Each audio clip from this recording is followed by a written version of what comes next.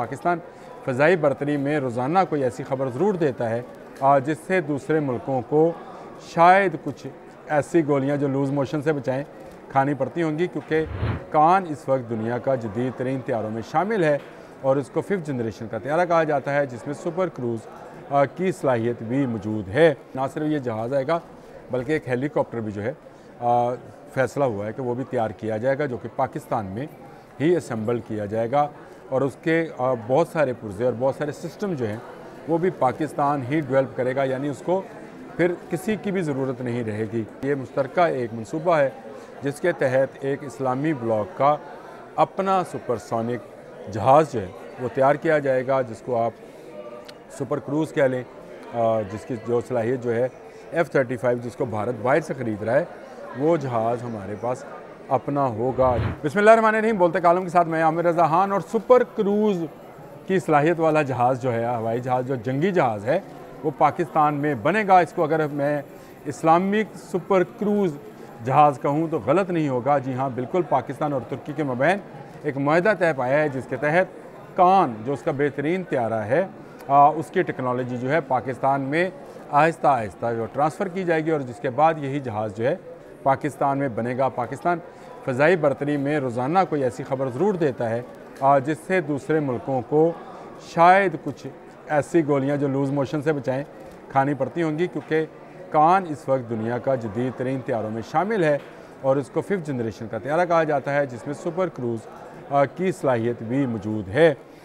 ये तुर्की और पाकिस्तान का फ्यूचर में प्लान है। 2 साल पहले इस पर बात शुरू हुई थी, जिसके बाद ये टेक्नोलॉजी जो है इसको लेने के लिए एक और इजलास हुआ है, जिसमें तमाम तुर्किया की वो कंपनीज जो इस जहाज़ को बनाने में के लिए काम करती हैं वो शामिल हुई। 32 टोटल कंपनीज थी जिनका जो है एक इजलास मुनक्कद हुआ, जिसमें यह तय पाया कि आहिस्ता आहिस्ता इसमें लगा अमेरिकन इंजन भी रिप्लेस कर दिया जाएगा, क्योंकि नेटो का रुकन होने की वजह से कान को बिना पूछे उसके इंजन को किसी और मुल्क को फ़रोख्त नहीं किया जा सकता और तुर्किया उसका पाबंद है। लेकिन अब तुर्की ने कान का इंजन जो है उसको ख़ुद बनाने का फ़ैसला किया है। ये बहुत बड़ी बात है कि तुर्की जो है वो फुली एक डेवलप्ड जहाज़ जो है वो बना रहा है और उसकी टेक्नोलॉजी पाकिस्तान को भी ट्रांसफ़र होगी। और इसके इस सिलसिले में जो है इजलास जो है जॉइंट एक्शन कमेटी का वो मुनक्कद हो चुका है। ना सिर्फ ये जहाज़ आएगा बल्कि एक हेलीकॉप्टर भी जो है फ़ैसला हुआ है कि वो भी तैयार किया जाएगा, जो कि पाकिस्तान में ही असम्बल किया जाएगा और उसके बहुत सारे पुर्जे और बहुत सारे सिस्टम जो हैं वो भी पाकिस्तान ही डेवलप करेगा, यानी उसको फिर किसी की भी ज़रूरत नहीं रहेगी। और ये जहाज़ आने के बाद F-16 तो गयो, यानी F-16 से बहुत आगे की चीज़ है ये। जो F-35 है या S-35 है या C-35 है, उसकी रेंज का एक जहाज़ है जो कि पाकिस्तान अपने मुल्क के अंदर तुर्की की मदद से तैयार करेगा।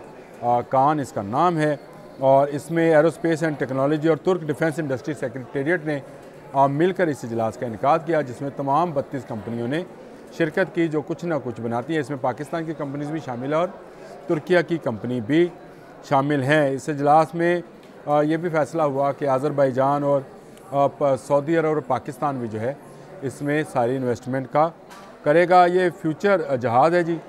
लंबाई इसकी 21 मीटर है, विंग इसके 14 मीटर चौड़े हैं और हाइट इसकी 6 मीटर है। 2715 फ़्लाइट वेट के साथ ये उड़ता है। 2 इंजन वाला जहाज़ है और स्पीड इसकी 1.8 मार्क है। मैंने पहले कहा था जंगी जहाज़ों की जो स्पीड है वो किलोमीटर से नहीं, मार्क एक पैमाना है जिससे ये तय की जाती है। किसी दिन इस पर भी बात करेंगे। और सर्विस सीलिंग इसकी 55,000 फुट है, यानी 55,000 फीट की बुलंदी पर भी ये इसी रफ्तार से जाएगा। और इसमें सुपर क्रूज़ शामिल है, जो कि किसी मिसाइल की फिर रेंज में ये जहाज़ नहीं आने वाला है।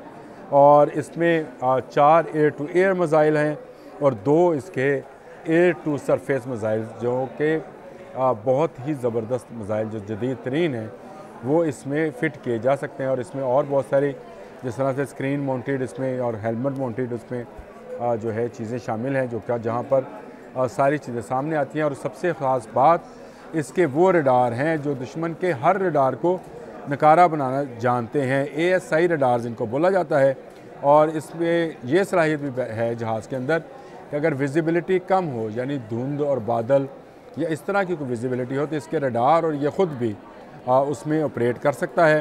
हेलमेट माउंटेड स्क्रीन का मैं बता चुका।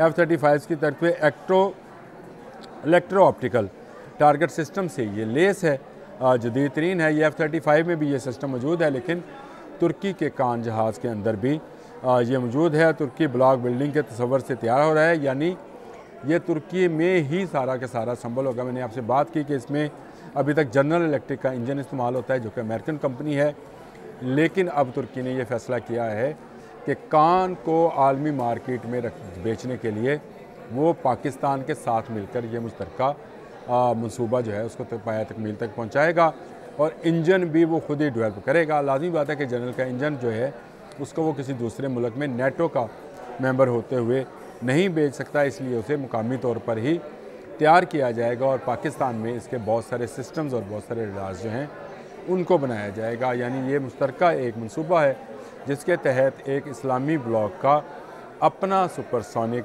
जहाज़ जो है वो तैयार किया जाएगा, जिसको आप सुपर क्रूज़ कह लें, जिसकी जो सलाहियत जो है F-35 जिसको भारत बाहर से ख़रीद रहा है, वो जहाज़ हमारे पास अपना होगा। ये बड़ी ख़बर है इस हवाले से कि पाकिस्तान इस्लामिक ब्लॉक का एक जदीद तरीन त्यारा बग़ैर चाइनीज़ टेक्नोलॉजी के और बग़ैर अमेरिकन टेक्नोलॉजी के अपने दोस्त तुर्की की मदद से ख़ुद तैयार करेगा और फिर इसको एक्सपोर्ट भी करेगा। जो मैं पहले कहता हूँ कि पाकिस्तान के असली साइंसदान जो हैं अब इस रुझान की तरफ आ गए हैं कि हम जो असला बनाते हैं उनको बैरून मुल्क फ़रोख्त भी करें। मैंने बहुत सारी वीडियोज़ इससे पहले भी की हैं, लेकिन ये वीडियोज़ मुझे करते हुए दिली खुशी महसूस हो रही है कि एक 5th जनरेशन का तैयारा कान जो है वो भी जल्द पाकिस्तान में तैयार होना शुरू हो जाएगा।